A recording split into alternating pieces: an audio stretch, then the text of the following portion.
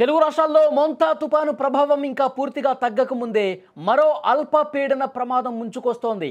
భారత వాతావరణ శాఖ తాజా అంచనా ప్రకారం నవంబర్ 4వ తేదీన ఆగ్నేయ బంగాళాఖాతం దానికి ఆనుకొని ఉన్న అండమాన్ సముద్ర ప్రాంతంలో ఒక కొత్త అల్పపీడనం ఏర్పడే అవకాశం ఉంది.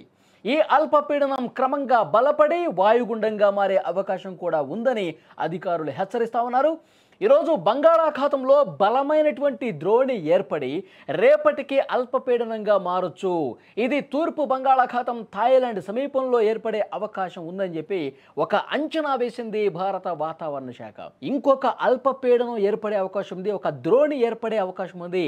అది మెల్లగా అల్పపీడనంగా తర్వాత మరింత బలపడి వాయుగుండంగా మారే అవకాశం ఉంది అని చెప్పి ఈ అంచనా బయటకు వచ్చిన తర్వాత మళ్ళీ ప్రజలు భయపడే పరిస్థితి వచ్చింది.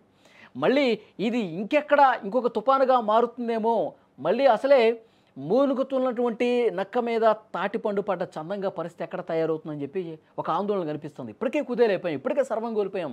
ఇప్పుడే ఇంకా శక్తి కూడా తీసుకొని ముందుకు పోతున్న పరిస్థితుల్లో మళ్ళొకసారి తుఫాను వస్తే, మళ్ళీ భారీ వర్షాలు పడితే ఏంటి మా పరిస్థితి అంటూ చాలామంది భయపడే పరిస్థితి ఉంది.